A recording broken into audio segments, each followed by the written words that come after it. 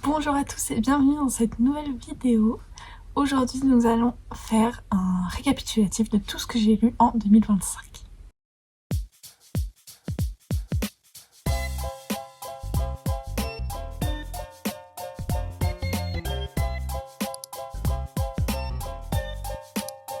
Alors, j'ai lu un total pour l'instant de 60 livres. Nous sommes le 29 au moment où je tourne cette vidéo, donc possiblement j'aurai lu 61 livres dans les alentours quoi. Et je trouvais ça cool de simplement repasser vite fait. Je vais essayer d'être efficace, de pas trop m'attarder 10 minutes sur chaque livre parce que sinon on va pas s'en sortir.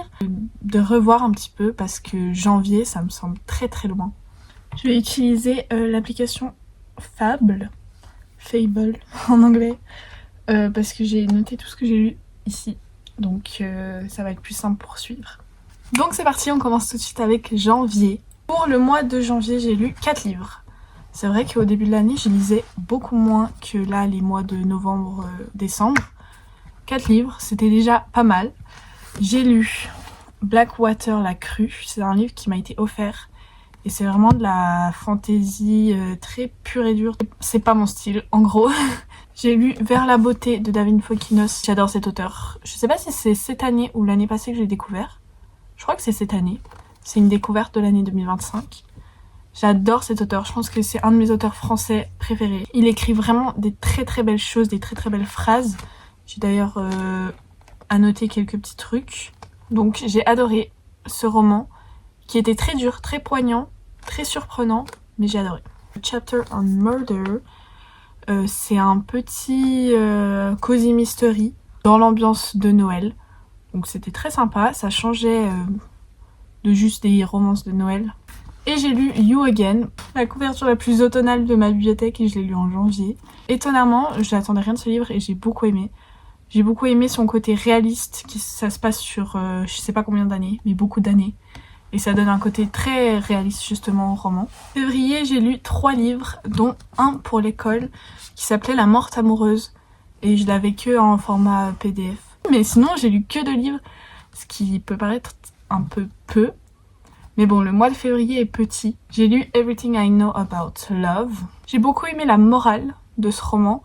Après, j'ai trouvé que la lecture était peut-être un petit peu ennuyeuse ou c'était pas plein d'actions, c'était plus des petites situations de la vie. J'ai également lu The Nightingale, qui est un roman historique, un roman avec de l'histoire dedans. Et ça, j'en ai pas lu beaucoup du tout de toute ma vie. Donc j'étais très contente de lire ce roman-là. J'ai découvert cette autrice qui est vraiment super pour faire ça, parce qu'elle écrit sur beaucoup de guerres, etc. J'ai lu un 2e livre d'elle dans l'année. C'est un livre qui m'a assez choquée aussi. Je me rappelle de certaines scènes qui vraiment sont ancrées dans ma tête. C'est un livre très émouvant qui nous apprend des choses, mais aussi qui nous touche. Donc pour les personnes qui s'intéressent à la 2e guerre mondiale et sur les femmes, le rôle des femmes dans cette période-là, je vous conseille très très fortement. Le mois de mars, je voulais faire une observation. Toute cette première partie de l'année, je lisais vraiment que des livres de ma pile à lire. J'ai très peu de livres que j'ai pas avec moi là maintenant. J'ai très peu de livres en e-book, très peu de livres en audio. C'était vraiment différent que cette fin d'année. Alors, qu'est-ce que j'ai lu ? J'ai lu un livre pour les cours qui s'appelle Agnes. C'est en allemand. Ce livre m'a un peu traumatisée. C'est vraiment un livre étrange. Le seul mot que j'ai sorti pendant l'oral que j'ai eu sur ce livre, c'était étrange. Un 2e livre de David Fokinos, La délicatesse, que j'ai trouvé moins accrochant que Vers la beauté, mais très beau aussi en sa propre manière en fait. Et ce que j'adore avec cet auteur, c'est vraiment sa plume, sa façon d'écrire. J'ai lu The Silent Passion. The Silent Passion. The Silent Passion. Non, Passion, c'est la passion. Passion de la vie. Patient. Bref. J'ai lu ce livre. Ce livre était très bien fait. Tellement bien fait que je me suis dit, Johan doit le lire, ça vaut le coup. Donc je lui ai acheté la version française. Et je crois qu'il a bien aimé aussi. Il est bien réfléchi et c'est terrifiant. J'ai lu Tomorrow and Tomorrow and Tomorrow, qui a été, je pense, un de mes livres préférés de l'année, je crois. En fait, c'est un livre que j'arrive pas à cerner. Il faudrait que je le relise. Je me rappelle juste que sur le moment, j'ai passé un tellement bon temps avec ce livre. C'est le genre de livre pour lequel je me réjouissais de rentrer le soir pour lire. Et ça veut dire que c'est un livre quand même que j'ai adoré. Ce que j'ai le plus aimé dans ce roman, c'est vraiment la relation entre les deux personnages principaux, qui sont meilleurs amis. Vraiment une relation qui est hyper bien décrite, c'est hyper bien fait. Ce livre m'a montré que l'amitié fille-garçon était possible. Alors que je trouve que c'est un sujet, j'arrive pas à me faire une idée sur ce sujet. Et ce livre-là, c'est une bonne preuve que c'est possible. Pour le mois d'avril, j'ai lu un livre audio qui est Hello Stranger de Catherine Center. J'ai adoré ce livre. Je sais pas si c'est justement parce que je l'ai lu en audio et du coup c'était hyper immersif, ou juste l'histoire était trop bien, mais en tout cas cet auteur, Catherine Center, j'adore, j'aime beaucoup. Faudrait que je lise plus de livres d'elle. Et la relation était hyper bien faite. En fait, on sentait vraiment l'alchimie entre les deux personnages. Sinon, j'ai également lu Part of Your World de H.B. Jimenez, qui était bien, mais je me rappelle pas beaucoup plus que ça. J'ai aussi lu durant le mois d'avril The Ministry of Time. J'ai été un peu déçue par ce livre. Peut-être j'avais des attentes trop hautes. J'attendais beaucoup plus de ce livre, beaucoup plus d'action. Et au final, j'ai trouvé que c'était assez mou. C'est plus une romance bizarre que vraiment un truc de voyage dans le temps. Mais il était quand même intéressant et original. Mois de mai, j'ai bombardé. Je sais pas ce qui s'est passé durant le mois de mai. J'ai lu un livre e-book de Wedding People que j'ai adoré. J'ai trouvé aussi hyper original. Une fille qui se retrouve dans un hôtel où il y a un mariage et elle, en fait, elle aimerait juste mettre fin à sa vie. Et elle a été là-bas dans ce but-là et au final, elle se retrouve dans un mariage. En même temps, il y avait un fond très dur avec toute cette notion de suicide et en même temps, j'ai trouvé ce livre très doux. Comme une bouchée d'air frais. J'ai bien aimé. J'ai lu 2 livres pour les cours. Novecento. C'est un livre que j'ai lu en cours d'italien. J'ai écouté, était sympa, mais je crois que c'est le livre le plus court que j'ai lu de l'année. Il fait 64 pages. J'ai lu L'illusion comique de Corneille. En fait, il y a tout un truc à comprendre. Il y a toute une mise en scène à comprendre. Et j'ai mis un moment à comprendre. Et il m'a fallu justement les cours de français pour comprendre vraiment ce livre. J'ai lu également 2 livres de cette maison d'édition, La Folio. J'adore cette maison d'édition. Je trouve que les livres, ils sont trop beaux. J'ai lu Ce que je sais de toi de Éric Chacour. Je pensais que j'allais avoir plus de difficultés à le lire, mais au final, pas plus que ça. J'ai lu un 3e livre de David Voikinos qui est numéro 2. Ça parle de l'enfant qui n'aurait pas été choisi pour interpréter le rôle de Harry Potter, comment sa vie aurait changé à partir de là. Et je trouvais que c'était assez original comme histoire. J'ai lu Dive on Rivers, que j'ai adoré. J'ai adoré l'ambiance magique de ce livre. C'est vraiment le livre le plus magique que j'ai lu de l'année. Et ça fait du bien de se mettre dans un univers qui est complètement autre d'une autre. J'ai lu Funny Story de Emily Henry. Écoutez, ma foi, j'ai bien aimé. J'ai vu pas mal d'avis un peu controversés sur ce livre-là, de cette autrice. Mais moi, j'ai trouvé ça plutôt sympa. Et c'est assez drôle la situation dans laquelle ils sont. Les 2 personnages, bon d'ailleurs c'est dans le titre Funny Story. J'ai trouvé que c'était une romance originale qui sortait un peu des tropes habituels de romance, des enemies to lovers, friends to lovers. Là on est sur quelque chose d'un peu original et ça fait toujours du bien.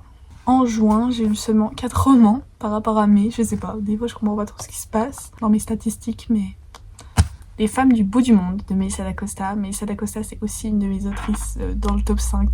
Je trouve qu'elle écrit merveilleusement bien. Et je peux le dire, c'est un des livres qui m'a fait le plus voyager de toute cette année. C'était en Nouvelle-Zélande et je connaissais pas du tout cet endroit et tellement c'était bien décrit et bien amené dans ce livre-là que j'ai cherché des photos de Nouvelle-Zélande sur Google et tout. J'avais envie de partir en voyage là-bas. 2e livre de l'année sur la Seconde Guerre mondiale. Sortir de la nuit. C'est Johan qui l'avait lu et qui avait adoré. Il m'a dit « Charlotte, il faut que tu le lises ». Je l'ai lu. Et qu'est-ce que j'en pense? J'en pense que c'était vraiment un beau livre. C'était comme The Nightingale que je vous ai montré avant. C'était vraiment bien fait, avec les faits historiques, mais en même temps avec une histoire qui arrive à te porter sans que tu aies l'impression de suivre des cours d'histoire. Et encore une fois, ça parle un peu de la place de la femme à ce moment-là, et ça, je trouve ça super intéressant. J'ai terminé un livre pour mon cours d'anglais, Born a Crime. C'était aussi un livre coup de cœur. Je pense que c'est un de mes livres préférés que j'ai lu pour l'école. C'était vraiment bien. C'était un livre instructif, mais pas d'une manière chiante. Genre c'était un livre drôle. C'était un livre qui se lisait bien, c'était un livre émouvant, attachant. C'est un roman autobiographique. Et j'ai trouvé là aussi qu'il y avait une très belle morale. C'est un personnage qui a eu beaucoup de difficultés dans sa vie, qui a beaucoup souffert, mais il prend les choses tellement avec humour et c'est hyper beau. Et une petite romance d'été quand même, avec This Summer Will Be Different, que j'avais bien aimé aussi. Voilà, c'est une petite romance sympa qui se passe en été, voilà, pour te mettre dans le mood de la plage. Je conseille. Le mois de juillet, le mois de mes vacances, j'ai lu un e-book ce mois-ci, Manuela Parks, que j'ai trouvé bon. Alors, c'est vraiment une relation très toxique entre les deux personnages principaux. En vrai, j'ai quand même eu un certain plaisir à lire ce livre. J'arrive pas trop à décrire pourquoi, parce que pourtant la relation est vraiment immonde. C'était divertissant, disons. J'avais l'impression d'être un peu dans Gossip Girl. Sinon, encore un petit livre de David Fokinos pour continuer. Je crois que c'est le dernier de cette année. La vie heureuse, qui parle d'un sujet très surprenant. C'est un homme qui va ouvrir une boutique où tu peux simuler ta mort. Tu te mets dans un cercueil et pendant 1 heure ou je sais pas combien de temps, c'est comme si t'étais mort. Et apparemment c'est thérapeutique, très bien écrit encore une fois. Et il utilise vraiment les mots justes et c'est un roman très très beau. J'ai lu Le Café sans nom parce que je trouvais que la couverture était hyper mignonne, hyper vintage. Au final, j'ai trouvé cette histoire un peu sans profondeur. Peut-être que c'est moi qui n'ai pas apprécié le roman à sa juste valeur, mais j'ai pas trouvé vraiment le sujet marquant de ce livre. Un peu de Stephen King, quand même. Notre chouchou des livres d'horreur, des thrillers, avec Billy Summers. À la fin de ce livre, j'étais dévastée parce que il se passe quelque chose avec les deux personnages principaux. C'est hyper triste, Et j'ai trouvé ça justement fou de m'être autant attachée à ces personnages. Alors bon, le roman est long, mais je m'attendais pas à m'attacher comme ça et vraiment à la fin j'étais trop triste. En tout cas, il vaut sa longueur et Stephen King, moi, tout ce qu'il écrit, je lui fais confiance. Et nous terminons par 2 romances, Begboro or Still. Sarah Adams, c'est une écrivaine que j'aime beaucoup. Je trouve qu'elle écrit bien, les dialogues entre les personnages sont fluides, sont rigolos. Ça me fait toujours plaisir de lire un livre d'elle. Promise Me Sunshine, ici avec un côté un peu plus peut-être il faut faire attention parce que ça parle beaucoup du deuil. Le personnage masculin dans ce livre, s'il vous plaît, il était parfait. La couverture, c'est des livres c'est un livre que j'ai lu sur e-book, mais il était tellement beau que j'ai voulu acheter le livre en réel. Pour le mois d'août, j'ai aussi lu un e-book, One True Loves de Taylor Jenkins Reid, je crois. C'est un livre qui m'a beaucoup fait réfléchir là aussi sur est-ce que l'amour de ta vie ça existe? Est-ce que tu peux avoir plusieurs amours dans ta vie? Est-ce que c'est une personne qui sera toujours ta personne pendant toute ta vie ou est-ce que ça peut changer? Sinon, j'ai lu 3 autres romans, The Woman, de la même autrice que The Nightingale. Là aussi, ça parle des femmes pendant la guerre du Vietnam. C'était un livre qui était dur à lire pour moi parce qu'il était vraiment horrible. Ce qui arrivait à la personnage principale féminine, c'était absolument affreux. Toutes les 20 pages, il lui arrivait un truc et j'étais en mode non, stop, vraiment la pauvre. Il lui arrivait toutes les pires choses du monde. Sur le moment, c'était très dur à lire, c'était pas très réjouissant, mais ça donne aussi un côté d'espoir parce que à la fin, elle est encore là, quoi, et elle arrive à surmonter tout ça. J'ai lu un petit thriller young adult, As Good As Dead, qui est le dernier tome d'une trilogie. C'était bien, mais j'arrive jamais vraiment à me rappeler de cette histoire, parce que pour moi le tome 1, il est vraiment pépitas, et du coup tout le 2 et le 3 à côté, ils sont un chouïa moins bien. Happy Place, que j'avais déjà essayé de lire il y a 1 an, je m'étais fait voler ou j'avais perdu le livre, je sais pas trop qu'est-ce qui s'était passé. J'ai pris ma revanche et j'ai adoré ce livre. Je crois que c'est mon livre préféré de Emily Henry. Il avait vraiment une vibes d'été phénoménale. Ils étaient tous entre potes. Je trouve qu'on comprenait bien la problématique des personnages principaux dans ce livre. J'arrivais bien à cerner en fait qu'est-ce que c'était leur problème. Du coup, c'était bien parce que c'était vraiment très compréhensible à mes yeux. Le mois de septembre, c'est le mois où j'ai commencé la série Throne of Glass. Série que j'ai pas encore finie, mais qu'on finira en 2026, c'est sûr. Je me fixe le challenge. Une série que j'ai adorée. Je suis tombée un peu amoureuse de cette série, comme si je lisais Harry Potter pour la première fois. J'ai lu également le tome 2 au mois de septembre. J'ai lu un livre pour l'école, pour les cours de français, qui s'appelle « Tous les hommes n'habitent pas le monde de la même façon », qui fait réfléchir à est-ce que les gens ils sont bien ou mauvais, mais est-ce que les gens ça serait pas plutôt un mélange. Un petit livre d'Emily Henry encore pour finir cette année, Great Big Beautiful Life, que j'ai trouvé aussi très sympa. C'est moins de la romance, c'est plutôt de la fiction. Il avait peut-être un peu plus de longueur, mais j'ai trouvé très sympa. Ready or Not, de la même autrice que Promise Me Sunshine. Je trouve la couverture absolument aussi magnifique. Et alors, c'est un livre où la personnage principale tombe enceinte. Et ça, on le sait dès le résumé. Donc, c'était un peu dur pour moi de m'identifier à ce personnage principal-là, parce que c'était hyper bien fait. On voyait vraiment tous les effets, toutes les conséquences d'être enceinte, tout ce qu'elle ressentait. Mais comme moi ça m'est jamais arrivé, j'avais un peu plus de difficulté à comprendre ce qu'elle vivait. Mais là aussi, le personnage masculin, mais s'il vous plaît, stop. Je pense un de mes personnages masculins préférés de cette année 2025. Je sais même plus comment il s'appelle, la honte. Sheep. Il a un nom un peu moche par contre. Le mois d'octobre, je continue la série Throne of Glass avec le tome 0 et également le tome 3 que j'ai lu en liseuse et il faudra que je commande le livre. J'ai également écouté un livre audio, Atomic Habits, c'est un livre de développement personnel assez connu, que j'ai trouvé assez bien. Je trouvais que c'était concret, qui donnait des conseils concrets pour améliorer ta vie. Après maintenant, est-ce que je les utilise Non. Mais ça m'a fait plaisir de lire un peu de développement personnel. J'ai lu un livre que je n'ai pas avec moi puisqu'il est à ma maman, Le Boyfriend de Freda McFadden. Sympa aussi, mais ça n'équivaudra jamais à La femme de ménage, la première fois que je l'ai lu quoi. Bon, malgré tout ce que tu penses, t'arrives pas à savoir quelle fin Freda McFadden va donner à ses romans. C'est vraiment hallucinant. Je m'étais fait toute une théorie et c'était pas du tout ça. J'ai lu Gorgias de Platon pour mon cours de philo. Bon, pas du tout mon style de livre habituel. Quand viendront chanter les loups, un livre que m'a conseillé ma maman et ma grand-maman. Et c'est vrai que c'était beau, c'était bien écrit, mais ça n'a pas été un coup de cœur pour moi. Mais c'était une jolie histoire.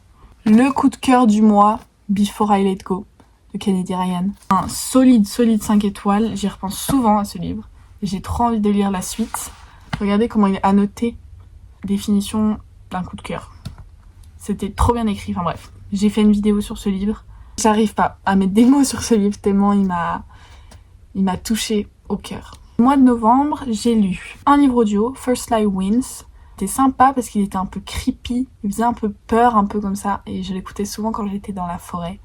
Du coup, c'était vraiment l'ambiance parfaite. Mais à la fin, j'ai un peu lâché l'intrigue, et du coup, je comprenais plus grand-chose. Sur ma liseuse, First Time Caller, qui est une petite romance sympa, qui passe dans un poste de radio. Et franchement, c'était mignon. J'ai lu également La Psy de Freda McFadden.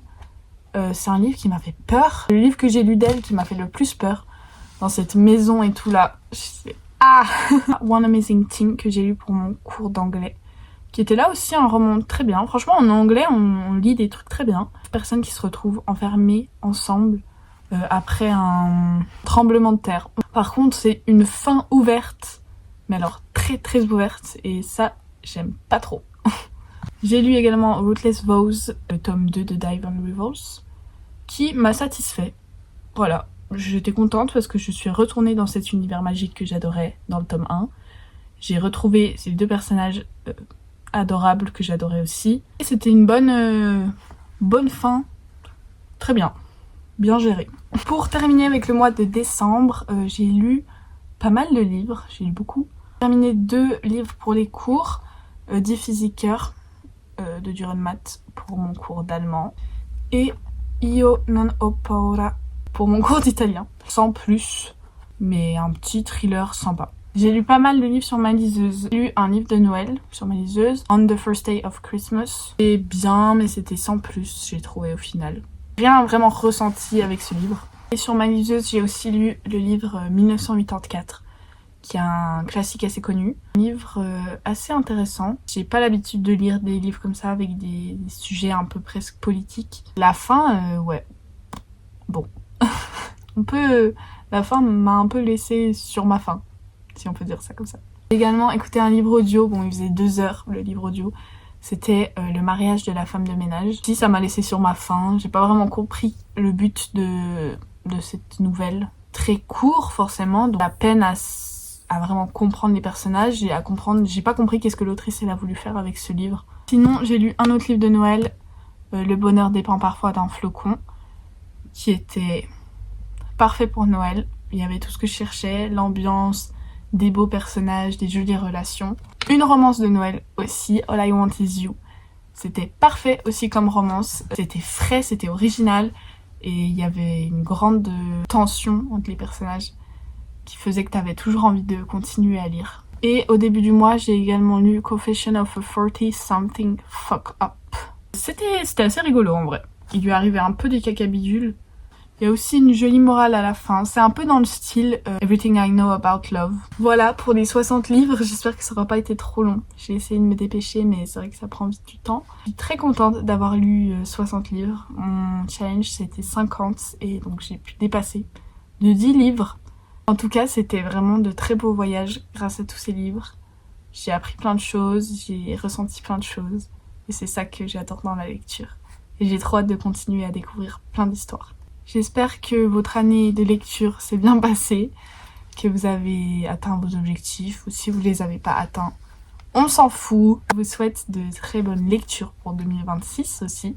Et je vous fais des gros bisous, on se retrouve bientôt pour une prochaine vidéo.